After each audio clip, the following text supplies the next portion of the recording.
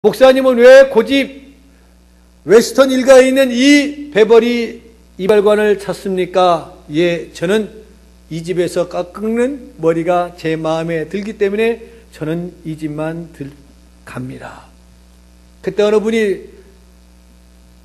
하는 말이, 목사님은 깎을 머리가 없는데 좀 깎아달라고 그러세요. 그럽니다. 디스카운트를 받으래요. 그때 제가 그분에게 이런 말씀을 했습니다. 깎는 시간은 3분밖에 걸리지 않지만은 이런 머리가 깎기가 더 어렵답니다. 오히려 더 달라고 하는 것을 다행스럽게 여기며 저는 그 집만을 고집합니다. 이렇듯 사람은 마음에 드는 짝을 찾아 결혼도 하고, 마음에 드는 가게를 찾아가 물건을 구입하기도 하고, 마음에 드는 음식점을 찾아가 음식을 먹기도 합니다. 동네마다 교회가 들어서 있습니다마는 자기 마음에 드는 교회를 찾아가 또 찾아오기도 하는 것입니다. 바로 교회도 이런 이치와 동일한 것입니다. 한 달 채 못 된 때 이경영 권사님과 얘기하는 중에, 제가 이 교회에 20여 년간 다닌 것은 제 마음에 꼭 들기 때문에 찾아오고 있습니다. 많은 어려움들이 있었지만 어려움 가운데서도 고집을 피우고 해변론 교회를 다닌 것은 제 마음에 꼭 들기 때문에 그렇습니다. 그 말할 때 제 마음이 얼마나 흐뭇한지 모릅니다. 그렇습니다. 우리 모두가 오늘을 살아가는 중에 힘들고 어려운 일들이 있다 할지라도 마음에 들기 때문에 음식도, 마음에 들기 때문에 결혼도, 마음에 들기 때문에 머리의 손질도, 마음에 들기 때문에 신앙생활도 하게 되어집니다. 사도행전 13장 22절에 보니 하나님께서 이세 아들 다윗을 이스라엘의 제2대 왕으로 부르신 이유가 기록되어 있습니다. 내가 이세 아들 다윗을 만나니 내 마음에 합한 사람이라 내 뜻을 다 이루게 하리라 말씀하고 있음을 보게 되어집니다. 사무엘상 13장 14절을 보니 사울왕은 하나님의 명령을 지키지 아니했기 때문에 내 마음에 맞지 않는 사람을 구하여 그 백성을 지도자를 삼을 것이라 말씀하고 있음을 보게 되어집니다. 예나 지금이나 하나님은 마음에 들고 마음에 맞는 사람을 뽑으시고 그들에게 하나님의 일을 맡기시는 분이신 것을 보게 되어집니다. 오늘 본문 62절에도 보니까 이런 자는 하나님의 나라에 합당하지 아니하니라 말씀하고 있습니다. 부정법을 바꾸면 긍정법이 됩니다. 합당치 아니하는 일들을 고치면 합당한 사람이 되어지는 것입니다. 하나님 마음에 드는 사람, 그래서 하나님의 나라의 역사를 맡길 만한 인물이 과연 누구인가?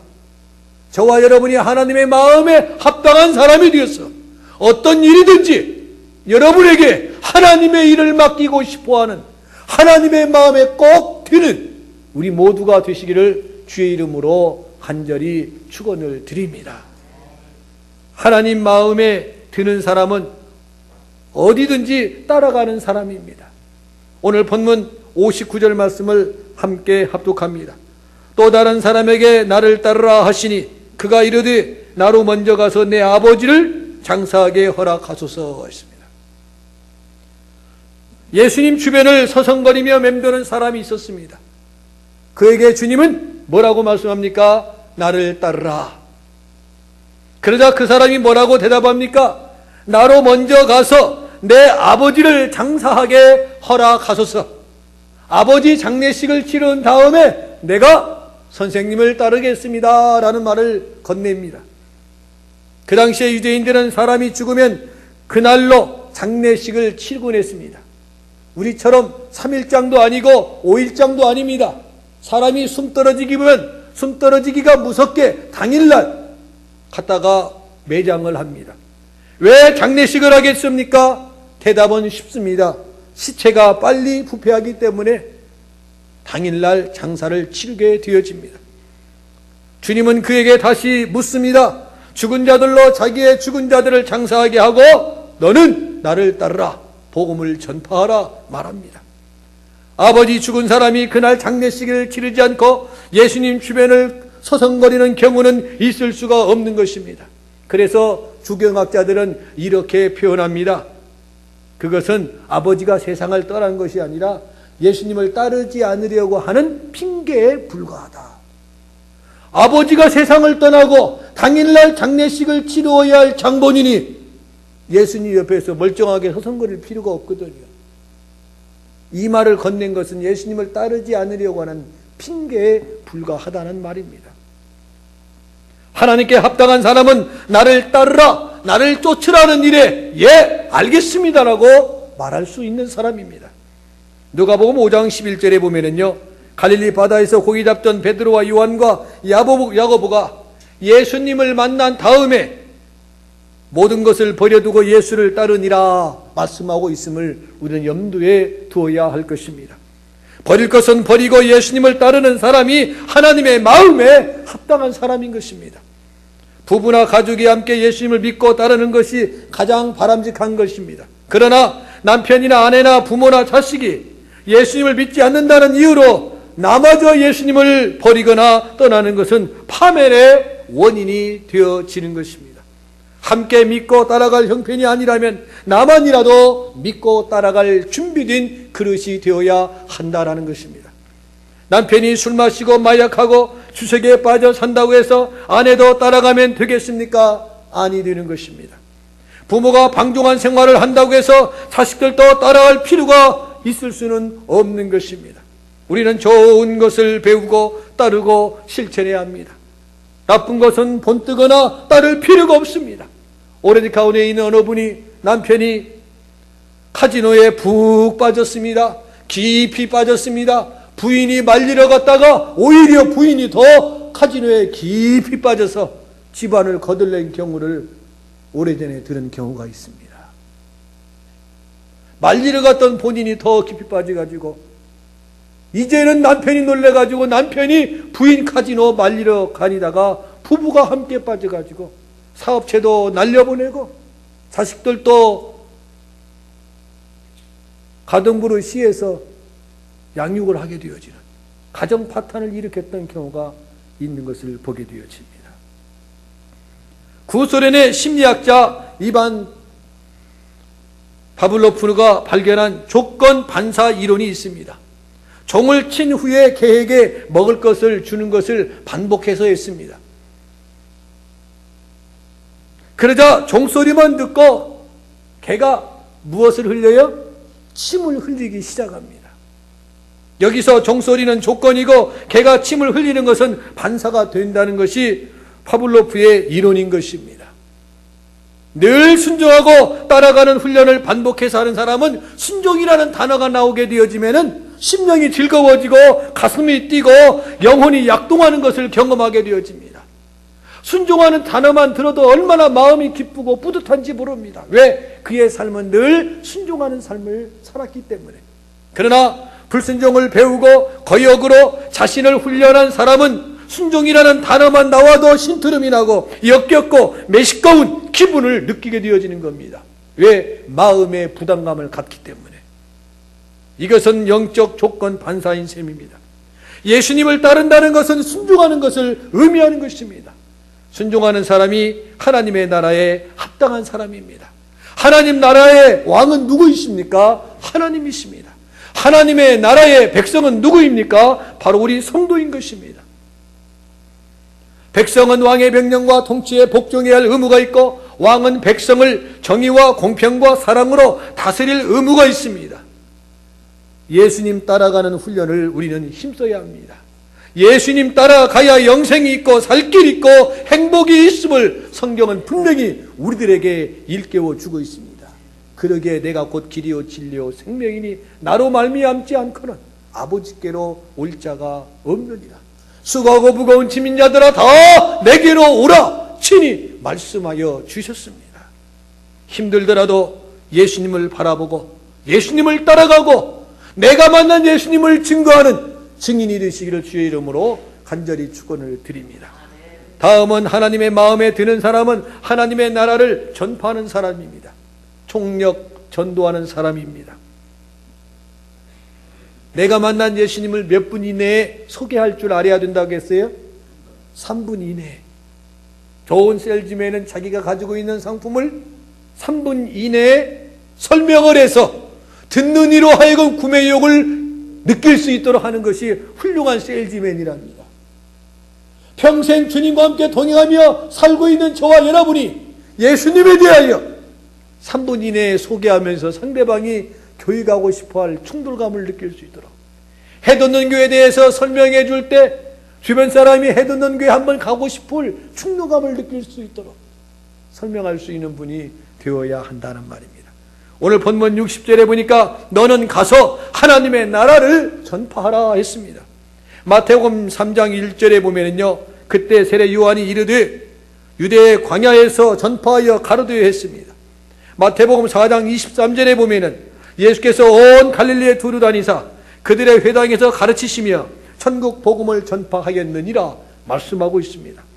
세례 요한도 전파했고 주님도 전파했습니다. 마태복음 10장 6절과 7절에 보니 12 제자를 선택하시고 보내시며 가라! 가면서 전파하라 했습니다. 제자를 뽑으시고 훈련하신 이유도, 교회를 세우신 이유도, 저와 여러분을 부르신 이유도 천국 복음을 전파하기 위함인 줄로 믿습니다. 이것은 내가 원하든 원치 않던 사명입니다. 내가 만난 예수님을 증거해야 되고 전파해야 되고, 나를 위하여 오시고 죽으시고 부활하시고 승천하신 다시 오실 예수 그리스도를 소망 가운데 증거해야 할 사명과 책임이 우리에게 있습니다. 내가 만난 예수님을 증거해야 합니다. 내가 만난 예수님에 대하여 이야기할 줄 알아야 하는 것입니다. 예수님의 사람, 예수님의 제자, 예수님을 믿는 사람이 되려면 예수님의 마음을 헤아릴 줄 알아야 하는 것입니다. 다시 말하면 무엇이 가장 원하시는가, 무엇을 가장 기뻐하시는가 빨리 이해하고 발견할 줄 알아야 됩니다. 하나님에 대하여, 주님에 대하여 순발력이 있어야 하는 것입니다. 주님이 기뻐하는 일이 무엇이고 주님이 원하시는 것이 무엇인가를 바로 알아야 합니다. 제 아버님은 소고기를 참 좋아하셨습니다. 반면에 제 어머님은 생선을 좋아하시되 늘 명태 참 좋아하셨습니다. 제 아버님에게 효도하기 위해서는 항상 소고기, 살고기를 사다 드려야 좋아하신 겁니다. 제 어머님이 좋아하시는 것은 생선이기 때문에, 그것도 생명태이기 때문에 소고기보다 생명태를 사다가 드려서 국을 끓여 드릴 때 어머님이 좋아하시는 거예요. 제 아버님이 마지막 폐암으로 세상을 떠나기 전에 6개월 동안 하루도 빠짐없이 하루에 3번씩 소고기만 사다가 드렸어요. 마지막 그 잘 드셔야 되거든요, 폐암은. 그래서 하루에 3번씩 입에다 떠넣어드렸어요. 놀라운 사실은 숨 넘어가기 직전까지 한 번도 거부한 적이 없어요. 왜? 그토록 먹고 싶어 했던 소고기였기 때문에. 제가 중학교 2학년 때 아버님이 세상을 떠나셨어요. 참 오래 드셨지요. 고기를 그렇게 좋아하셨어요. 그런데 평소에 그렇게 드셔본 적은 제가 볼 때는 제 아버님 평생 처음 그렇게 드셨을 거예요. 하루에 3번씩 정말 입에서 고기 냄새 날 때까지 평생 드시다가 돌아가셨어요. 그러한 중에, 성령 충만한 중에, 음식도 맛있게 성령 충만한 중에 3일 전에 돌아가실 것을 알고 장례식 준비 다 하고, 본인이 돌아가시면 올라갈 누워있을 대나무까지 다 준비해놓고 돌아가셨어요. 이제 부르신다, 가야겠다, 가족들 다 모여라, 유언하고 세상을 떠나셨어요. 여러분, 우리 주님이 기뻐하시는 것이 무엇인가, 우리 주님이 원하는 것이 무엇인가를 충족시켜 드릴 때 진정한 하나님의 자녀라고 말할 수 있습니다. 하나님이 가장 기뻐하는 것은 하나님의 나라를 전파하는 것입니다. 그래서 사도 바울은 로마서 12장 2절에서 하나님의 선하시고 기뻐하시고 온전하신 뜻이 무엇인지 분별하도록 하라 했습니다. 에베소 5장 10절에서는 주께 기쁘시게 할 것이 무엇인가 시험하여 보라 했습니다. 주님이 가장 원하시는 것, 가장 기뻐하시는 것은 주님처럼 가서 복음을 증거하시는 것입니다. 언제 어디서나 예수님을 전하고 주님의 나라를 전파하는 것이 주님이 원하시는 것입니다. 어떤 사람이 만든 이야기 하나를 여러분에게 소개하려고 합니다. 예수님께서 12 제자를 선발하기 위해서 올림픽 경기를 열어 뽑기로 하셨다 합니다. 그래서 각지에서 몰려드는 사람들이 치열한 경쟁을 벌이며 경기에 참가를 했습니다. 왜? 세계 각국에서 많은 사람들이 예수님의 12제자 안에 들기 위해서 모여들기 시작을 합니다. 첫 번째 경기는 기도 대회였습니다. 주여라고 외치는 사람, 할렐루야라고 외치는 사람, 주여 믿습니다를 외쳐대는 사람, 철야기도 금식기도를 내세우며 소리치는 사람들 때문에 경기장은 금세 그 열기가 하늘을 찌를 듯 뜨거웠습니다. 그러나 뽑힐 만한 사람이 없었습니다. 왜? 목숨 걸고 마음 바쳐 기도하는 사람이 없었기 때문이라고 합니다. 두 번째 경기는 예배 대회였습니다. 저마다 열린 예배, 음악 예배, 헌신 예배, 피켓을 들고 화려한 가운과 악기들을 동원하여 수백 명씩 성가대까지 동원해서 예배를 드립니다. 그러나 모두가 형식일 뿐 피와 땀과 영혼을 바치는 신령과 진정한 예배를 드리는 사람이 없었습니다. 당연히 뽑히는 선수도 없었습니다. 세 번째 경기는 교육대회였습니다. 스스로 개발한 교육 프로그램, 비디오, 인터넷 자료를 소집하여 소그룹, 또 연구, 수업, 다양한 교육 프로그램을 가지고 나와서 생명을 사랑하고 구원하겠다는 교육을 시켰지만은 뜨겁게 생명을 사랑하고 뜨겁게 구령을 외치는 가슴으로 교육하고 교육받는 사람이 없었습니다. 그래서 뽑을 만한 선수가 없었습니다. 그리하여 올림픽 경기가 한 명도 뽑지 못한 채 마무리를 짓고 허탈한 마음으로 피곤하고 지친 주님은 바닷가로 나가 머리를 식히고 오셨습니다. 그때 바닷가에서 그물을 던지고 있는 어부들이 있었습니다. 그들의 눈에는 빛났고 팔에 힘이 있었고 그들의 마음과 정성은 그물과 함께 바다에 쏠리고 있었습니다. 그래서 주님은 그들을 제자로 부르셨다는 이야기입니다. 뜻하는 바가 큰 이야기입니다. 예배도 기도도 교육도 중요합니다. 성가대도 오케스트라도 중요합니다. 그러나 그 일을 해내는 내 영혼이 살아서 움직여야 한다는 말입니다. 가슴이 뜨거운 사람, 영혼을 사랑하는 마음, 뜨거운 열정이 있어야 주의 일을 감당할 수 있다는 말입니다. 건성으로 피아노 건반을 두드리는 피아니스트는 무대에 올라설 수 없습니다. 건성으로 손만 흔드는 지휘자는 지휘자가 자격이 없습니다. 소리만 내는 성가대나 오케스트라는 소리꾼에 불과한 것입니다. 마지못해 하는 기도, 마지못해 가르치는 교사, 마지못해 움직이는 봉사는 하나님의 마음에 들지 아니한다라는 것입니다. 같은 예물을 드려도 즐거운 마음으로 드릴 때 주께서 받으시고 기뻐하신다고 성경은 말씀하고 있습니다. 하나님은 즐겨내는 자를 기뻐하신다. 성경은 말씀하고 있습니다. 즐겨낸다는 말은 자주 낸다는 말이 아닙니다. 즐거운 마음으로 내는 자, 즐거운 마음으로 드리는 자의 예물을 주님이 기뻐하신다는 것입니다.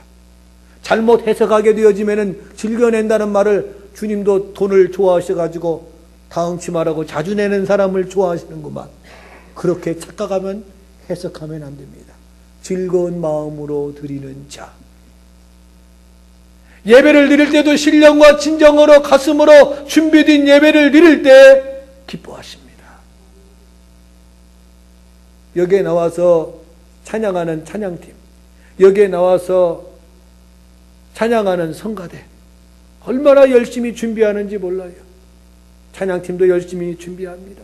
음이 맞다, 틀리다, 빠르다, 느리다, 얼마나 서로 강조해 가면서 온전한 예배, 할 수 있으면 더 온전한 예배를 드리기 위해서 준비합니다. 성가대는 여러분이 다 끝나고 오후 예배까지 참석하고 마치고 2시간씩 찬양 연습을 합니다. 어느 때는 1시간도 2시간도 안 돼서 더 연습할 수가 있습니다. 그 한 곡을 하나님 앞에 온전히 드리기 위해서, 좀 더 온전한 예배를, 온전한 찬양을 드리기 위해서 열심히 준비합니다. 가슴으로 준비합니다. 그 드려진 예배가 바로 11시에 드려지는 이 예배 속에서 찬양드립니다. 아낙네들이 부엌에서 음식을 준비할 때도 정성껏 준비한 음식은 맛이 있습니다. 감칠맛 납니다. 그러나 마지못해서 이놈의 소단깨 운년수 언제나 변할란가 하는 마음으로 마지못해 준비하여 드리는 음식은 맛은 고소하고 먹으면서도 참 씁쓸하지요. 이렇게 꼭 먹고 살아야 되는가? 매사에 정성이 담겨져 있는, 제 어머님이 늘 이런 말씀을 하실 때가 있었어요. 제가 설교 시간에는 가족 얘기 잘 안 하려고 노력했습니다. 그러나 세상을 떠나셨고 천국에 갔었기 때문에 얘기합니다. 정성이 부족할 때마다 그런 말씀을 하셨어요. 정성이 부족하면 호박떡이 설익네. 어지간해서는 호박떡, 묵떡이요, 설익는 법이 없어요. 정성이 부족하니까 호박떡이 설익는 거예요. 정성이 부족하니까 열심히 예배는 드리지만은 하나님이 받으시지 않으신다는 것입니다. 신령과 진정으로 몸과 마음을 정성을 하여 드려질 때 주님이 기뻐 받으시는 예배가 되는 줄로 믿습니다. 마지막은 하나님 마음에 드는 사람은 뒤돌아보지 않습니다. 오늘 62절 말씀을 함께 합독합니다. 예수께서 이르시되 손에 쟁기를 잡고 뒤를 돌아보는 자는 하나님 나라에 합당하지 아니하니라 하시니라. 밭을 가는 사람이 쟁기를 잡고 뒤를 돌아보면 결과는 뻔합니다. 쟁기가 뭔지 알지요? 경운기로도 할 수도 있고 그렇지만은 무엇으로 하든 간에 쟁기를 잡고 뒤를 돌아보면 아무것도 되는 일이 없습니다. 세 종류의 사람이 있다고 합니다. 첫째는 과거 지향적인 사람입니다. 그는 날이면 날마다 옛날을 돌아보며 뒤돌아보는 사람입니다. 이런 사람은 앞으로 갈 수가 없습니다. 그저 옛날에 푹 빠져서 살아갑니다. 제 친구 가운데 한 분이 저보다 나이는 한 10년은 많은 것 같아요. 같이 공부했던 서울대학교 법대 대학원까지 나오셨습니다. 사법고시 합격은 못했습니다. 왜? 손으로 써야 되는데 늘 손을 쓰는 글씨가 느려요. 내가 공부는 잘하는데 이 쓰는 것이 느려가지고 사법고시에 내가 합격을 못했다고 평생 얘기를 합니다. 그러시면서 꽃봉오리는 맺혔는데 꽃도 못 피우고 내가 이렇게 진다고. 그래서 만나기만 하면 서울대학교 얘기를 합니다. 만나기만 하면 옛날에 나이 60이 넘어도 40년 전의 이야기만 합니다. 서울대학교 이야기. 지금은 어디로 떠나서 온데간 데가 없어요.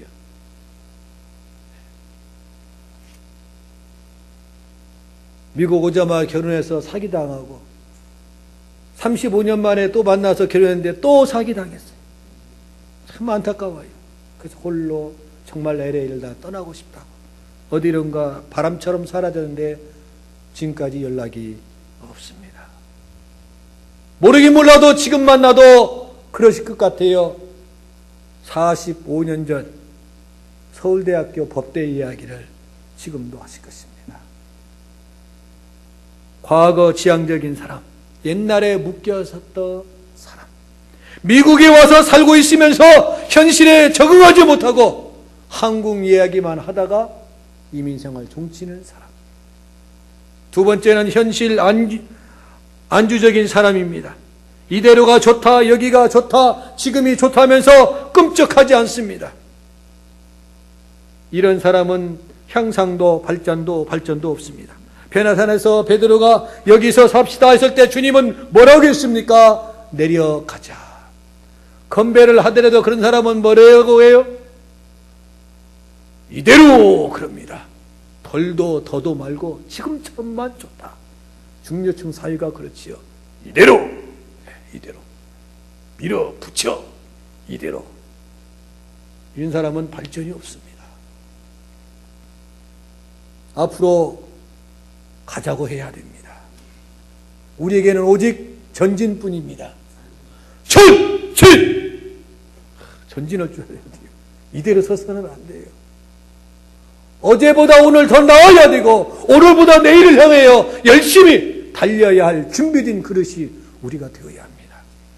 세 번째는 미래지향적인 사람입니다. 앞을 바라보는 사람, 위를 바라보는 사람은 부딪혀오는 시련과 고통과 실패가 있다 할지라도 그것들을 박차고 일어서서 전진하는 사람입니다.